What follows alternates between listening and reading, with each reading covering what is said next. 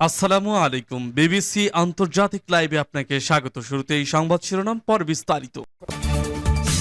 পুরোদমে ইসরায়েল, ফিলিস্তিন, Iran, Hezbollah যুদ্ধ চলছে, জানিয়ে দিব আমাদের হাতে থাকা সর্বশেষ গুরুত্বপূর্ণ আপডেট। আন্তর্জাতিক সংবাদ। কালিমা পড়তে থাকা বিমানের যাত্রী বাঁচলেন অবিশ্বাস্যভাবে।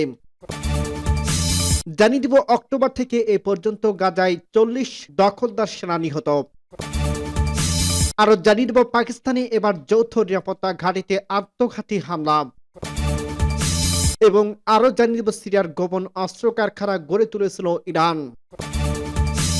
সর্বশেষ জানিয়ে দিব ইসরায়েলের কাছে এখনই সব ধরনের অস্ত্র বিক্রি বন্ধ করুন, জেরেমি করবিনের আহ্বান। শুনছিলেন সংবাদ শিরোনাম, এরপর বিস্তারিত। তার আগে অনুরোধ থাকবে, ভিডিওটি যদি ভালো লেগে থাকে ভিডিওটিতে একটি লাইক এবং কমেন্ট করে জানিয়ে দিন ভিডিও সম্পর্কে আপনার মূল্যবান মতামত, এবং আরো কমেন্ট করে জানিয়ে দিন ভিডিওটি আপনি কোথা থেকে দেখছেন এবং শুনছেন। কালিমা পড়তে থাকা বিমানের যাত্রী বাঁচলেন অবিশ্বাস্যভাবে।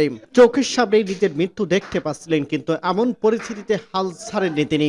উল্টে মনে প্রাণে দেখছেন আল্লাহকে। কালিমা পড়তে পড়তে নিয়েছিলেন মৃত্যুর প্রস্তুতিও, কিন্তু আল্লাহ যদি চায় তাহলে কারোরই কিছু করার ক্ষমতা নেই। তা আরো একবার দেখা গেল কাজাখস্তানে বিধ্বস্ত হওয়া বিমান থেকে তেমনি প্রাণে বেঁচে যাওয়া এক গল্প এটি। গত বুধবার কাজাখস্তানের আক্তা শহরে বিধ্বস্ত হয় আজারবাইজানের একটি যাত্রীবাহী বিমান। বিমানটি 67 জন আরোহী ছিলেন, যার মধ্যে 38 জন আরোহীর মৃত্যু হয় এবং প্রাণ বেঁচে যান 29 জন। সে বেঁচে যাওয়াতেই একজন সুবহানকুল রাখিমভ বাঁচার আশা ছেড়ে দিয়েছিলেন। রাখিমভ তাই জীবনের শেষ মুহূর্তে ধারণা করা শুরু করেন তিনি।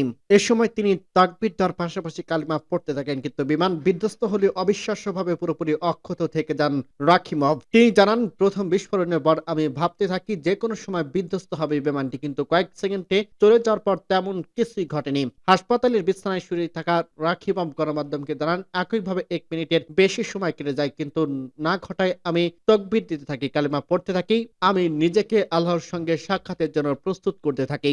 সোশ্যাল মিডিয়ায় ছড়িয়ে পড়া ভিডিওতে দেখা যায় বিমানের ভেতর যাত্রীরা আল্লাহর নাম নিচ্ছে। এ সময় অক্সিজেন মাস্কগুলো যাত্রীদের মাথার উপর ঝুলতে দেখা যায়। বিমান দুর্ঘটনায় প্রাণে বেঁচে যাওয়ার পর নিজের মোবাইল ফোনের ক্যামেরায় কিছু ভিডিও করেন রাখিমভ। সেখানে দেখা যায় বিমানের অর্ধেক অংশ পড়ে যায়, ভেতরে মানুষজনের পড়ে থাকতে দেখা যায়, কয়েক মিটার দূরে কালো ধোঁয়া উঠতে দেখা যায়। এ সময় জরুরি কর্মীদের উদ্ধার কাজে অংশ নিতে দেখা যায়। অক্টোবর থেকে এ পর্যন্ত গাজায় 40 দখলদার সেনা নিহত। ইসরায়েলি দখলদার সেনাদের বিরুদ্ধে ফিলিস্তিনি অবরুদ্ধ গাজা উপত্যকায় প্রতিরোধ যোদ্ধাদের অভিযান অব্যাহত রেখেছে। গাজা থেকে প্রতিরোধ যোদ্ধারা এখনো ইসরায়েলকে লক্ষ্য করে রকেট ছুড়ছে। গতকাল রোববার সেদ্রত শহরের লক্ষ্য করে হামাস যোদ্ধারা অন্তত 5টি রকেট ছোড়ে। এদিকে রোববার ইসরায়েল আর্মির রেডিও স্বীকার করছে, গত অক্টোবর থেকে উত্তর গাজায় জাবালিয়া শরণার্থী শিবিরে এলাকায় দখলদার সেনারা আগ্রাসন শুরু করার পর এখন পর্যন্ত প্রতিরোধ যোদ্ধাদের হাতে অন্তত 40 জন সেনা নিহত হয়েছেন। এ সময় ইসরায়েলের 5541 জন সেনা আহত হয়। চলমান গাজায় আগ্রাসনে ইসরায়েলের সবচেয়ে বেশি সেনা হারাচ্ছে বলে ইসরায়েলের ভেতরে অভিযোগ উঠছে। ইসরায়েলের সামরিক বাহিনীর দাবি ও তথ্য অনুসারে গাজার যুদ্ধ শুরুর পর থেকে এ পর্যন্ত 824 জন ইসরায়েলি সেনা নিহত হয়েছেন। এর মধ্যে গাজা উপত্যকা ও পশ্চিম তীর এবং লেবাননের নিহত সেনারা অন্তর্ভুক্ত রয়েছে। তবে ফিলিস্তিন এবং হিজবুল্লাহ যোদ্ধারা নিহত ইসরায়েলি সেনার সংখ্যা এর চেয়ে অনেক বেশি বলে নিশ্চিত করছে সূত্র আল জাজিরা। পাকিস্তানে এবার যৌথ নিরাপত্তা ঘাঁটিতে আত্মঘাতী হামলা। পাকিস্তানে খাইবার পাখতুনখোয়ার একটি যৌথ পুলিশ ও নিরাপত্তা ঘাঁটিতে আত্মঘাতী হামলা হয়েছে। এতে দেশটির নিরাপত্তা বাহিনীর 4 জন সদস্য আহত হয়েছে। খবর খামা প্রেসের। ডনের বরাদ্দে খামা প্রেস জানিয়েছে, দেরাতং রুটের নিরাপত্তা ঘাঁটিতে এই হামলা চালানো হয়েছে। হামলাকারী একটি গাড়ি বহর করে এই হামলা করছে। এতে 4 জন আহত হয়েছে এবং নিরাপত্তা ঘাঁটির উল্লেখযোগ্য ক্ষতি হয়েছে। তবে এই হামলার দায় এখন পর্যন্ত কেউ স্বীকার করেনি। সম্প্রতি দেশটির নিরাপত্তা বাহিনীকে লক্ষ্য করে একের পর এক হামলা চালিয়ে যাচ্ছে তেহরিক-ই-তালিবান পাকিস্তান টিটিপি। এর জবাবে গত মঙ্গলবার আফগানিস্তানে ব্যাপক হামলা চালিয়েছে পাকিস্তানি বাহিনী। এতে অন্তত 46 জন নিহত হয়েছে বলে দাবি জানিয়েছে আফগানিস্তান। তবে পাকিস্তান বলছে তারা টিটিপির স্থাপনা লক্ষ্য করে হামলা চালিয়েছে। এরপর পাকিস্তানের উপর পাল্টা হামলা চালিয়েছে আফগান বাহিনী। এতে পাকিস্তানের অন্তত 19 সেনা নিহত হয়েছে বলে দাবি করছে আফগানিস্তানের। পরবর্তীতে আফগান সীমান্তে পাকিস্তানি বাহিনীর গুলিতে আরো 8 জন আফগান যোদ্ধার নিহত হয় বলে দাবি পাকিস্তানের। এরপরেই পাকিস্তানের নিরাপত্তা ঘাঁটিতে সর্বশেষ এই হামলার খবর এলো। পাকিস্তান ন্যাশনাল অ্যাসেম্বলির বরাত দিয়ে বলা হয়, গত 10 মাসে পাকিস্তানের সন্ত্রাসী হামলায় অন্তত 924 জন নিহত হয়েছে, আহত হয়েছে 1353 জন। সিরিয়ার গোপন অস্ত্র কারখানা গড়ে তুলেছিল ইরান। সিরিয়ার গোপন ক্ষেপণাস্ত্র উৎপাদন কেন্দ্রে গড়ে তুলেছিল ইরান। গোপন এই ক্ষেপণাস্ত্র কারখানা থেকে লেবাননের হিজবুল্লাহ সহ অঞ্চল জুড়ে ইরানের অন্যান্য মিত্র গোষ্ঠীগুলোর কাছে ক্ষেপণাস্ত্র সাপ্লাই দেওয়া পরিকল্পনা করা হয়েছিল। মূলত ইসরায়েলকে চাপে রাখতেই এই কৌশল গ্রহণ করেছিল তেহরান, আর এতে সহযোগিতা করে যাচ্ছিল সিরিয়ার বাশার আল আসাদ সরকার। মধ্যপ্রাচ্যের মিত্র গোষ্ঠী এবং প্রক্সি বাহিনীর একটি নেটওয়ার্ক গড়ে তুলেছিল ইরান। তাদের দাবি সেটি এই অঞ্চলে মার্কিন ও ইসরায়েলি স্বার্থকে চ্যালেঞ্জ করতে গঠিত একটি প্রতিরোধ অক্ষের অংশ।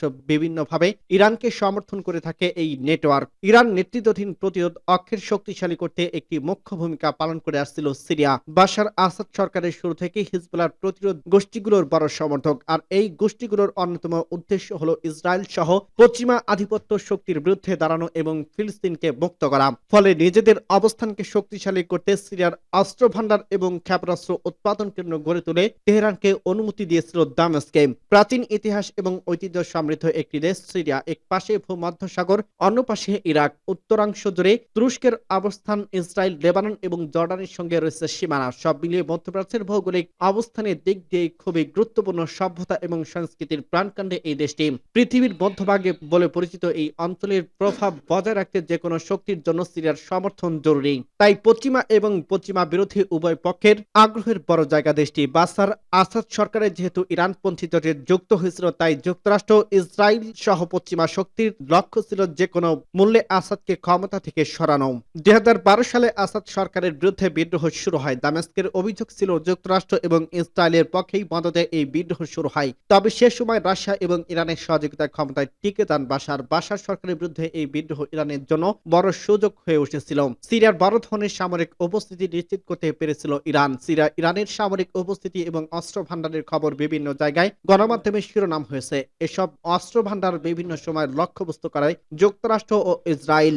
গত বছরের অক্টোবরে মার্কিন কর্মকর্তারা দাবি করছিলেন সিরিয়ার পূর্বাঞ্চলে থাকা ইরানের রেভলিউশনারি গার্ডসের 2টি অস্ত্র ও গোলাবারুদের গোদামে বিমান হামলা চালিয়েছে যুক্তরাষ্ট্র।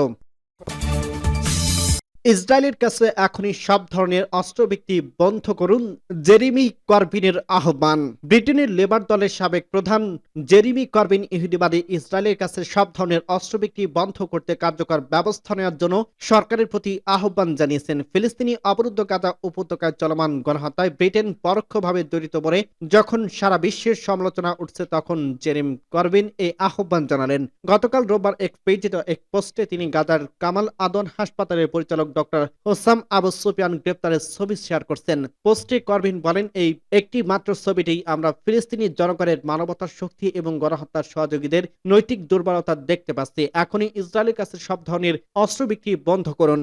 গাজায় ইহুদিবাদী ইসরায়েলের সামরিক সরঞ্জাম ব্যবহারের বিষয়ে বহু সংখ্যক আন্তর্জাতিক সংস্থা এবং ব্রিটিশ মানবাধিকার সংস্থা